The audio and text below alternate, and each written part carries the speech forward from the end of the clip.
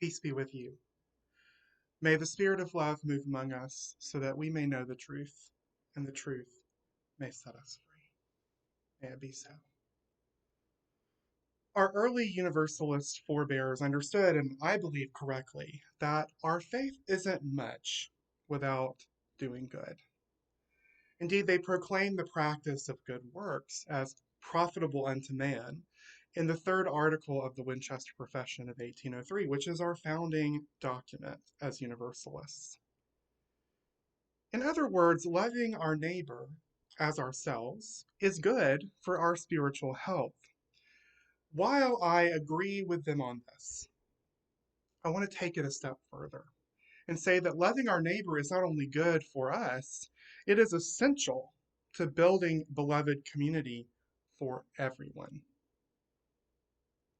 Now, if I were to summarize the entirety of every major religion in this world, it would be that we are all to take care of one another, animal, plants, and planet included. Now, we might disagree on how we do this, but at our foundation, taking care of each other is our purpose. It is what people of faith aspire to do. The purpose of our faith is activity, not complacency. Faith is active. It's not stuck in one place. We are not merely to be a people who consider our beliefs or principles and have discussion groups about them, or only think about them once a week. We are to be a people who read or study, inwardly digest, and outwardly live our beliefs or principles. Thus, the metric for the health of our faith are those outward signs of that faith being put into practice, such as through acts of charity or acts of social justice, standing up against oppression. Yet, for many different reasons, people in our country, people of faith in our country, have become contented with inaction, of talking about their faith, of creating lofty and well written statements of faith or principle or values, and of establishing an identifiable religious brand rather than letting faith drive them to build beloved community. And if we're honest, myself included, we can all say that we don't always have a healthy faith that lives up to the aspirations we aspire to. How many of us believe that children should be safe in schools? And how many of us are horrified when yet another mass shooting claims the lives of American children?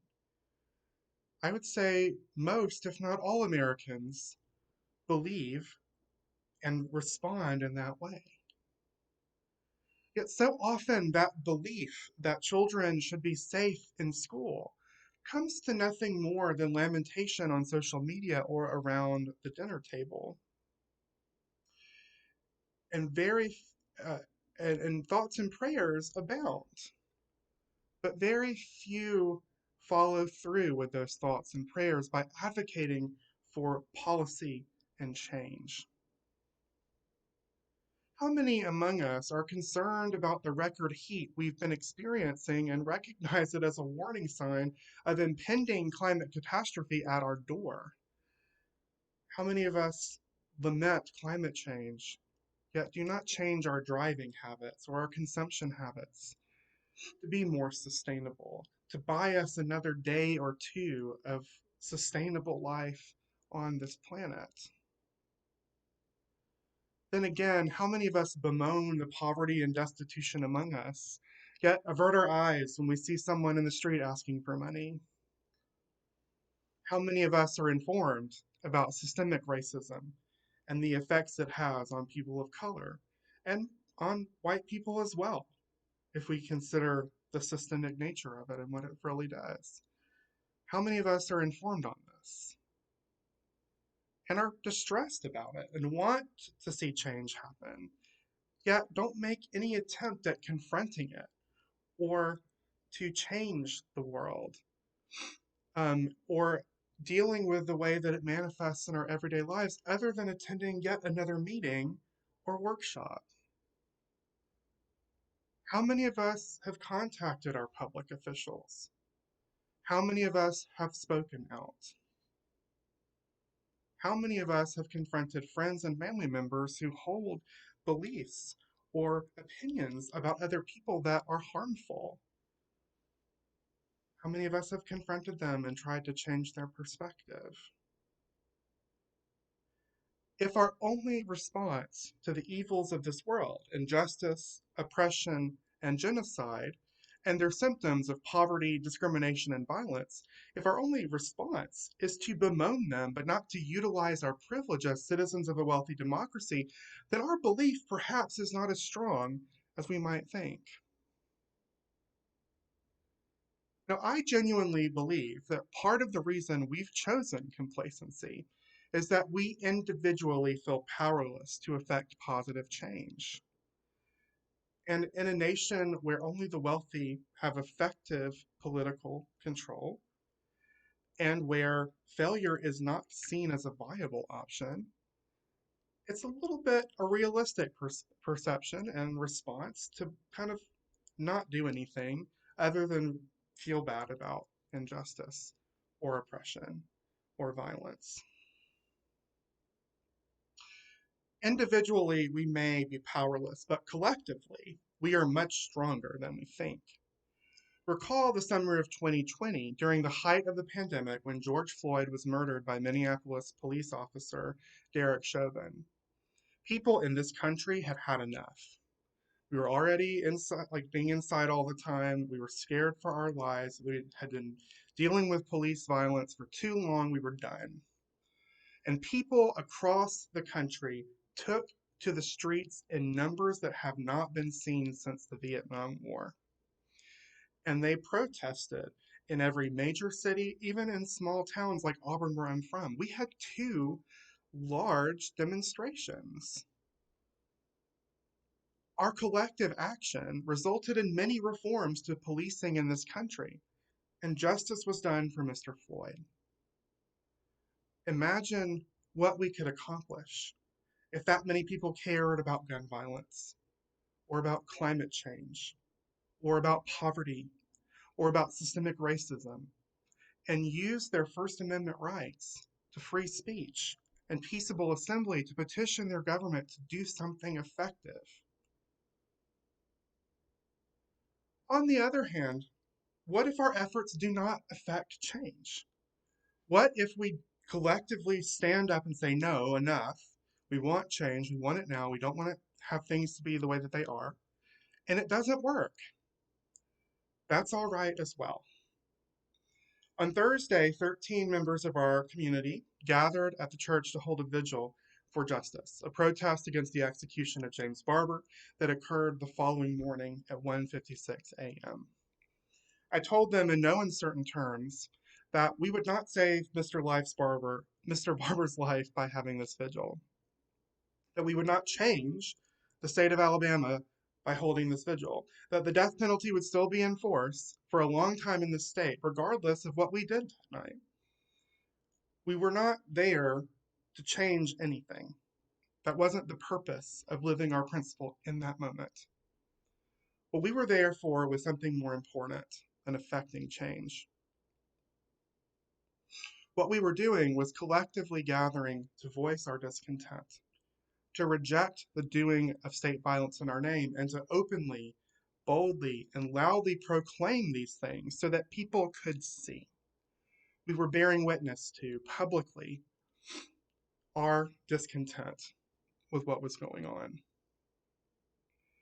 It wasn't going to change the world, but it was going to change us. And it might change the people who saw it. As one participant said after it was over, I had strong feelings all day, and it was good to share them with other people. I feel less alone.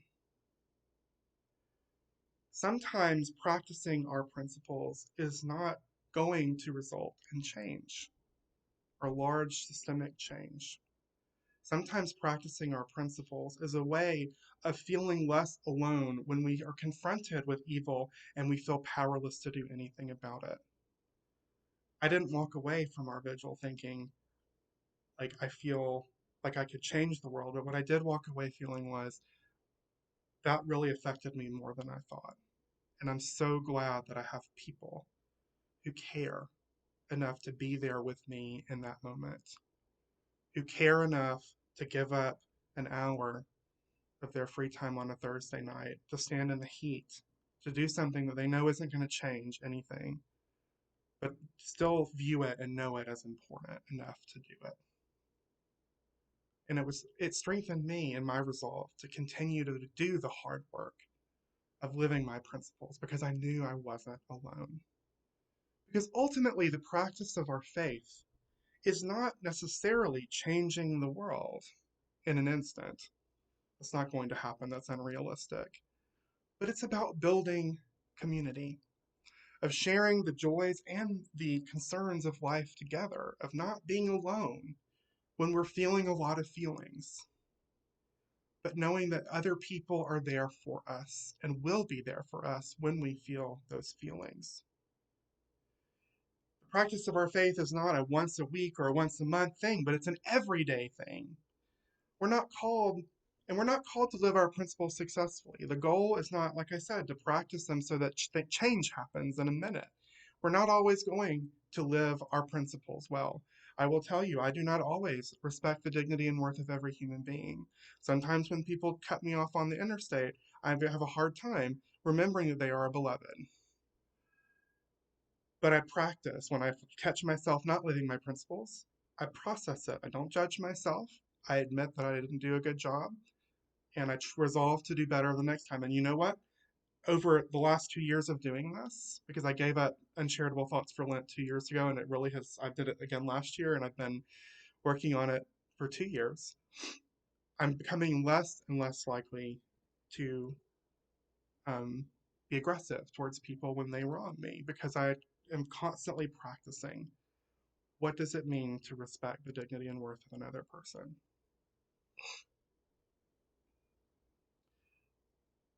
We're not called to be successful at living our principles every second of our lives. It's not reasonable or possible, but we are called to practice them every second of our lives. And the more we practice them, the closer we get to being successful or perfection every time.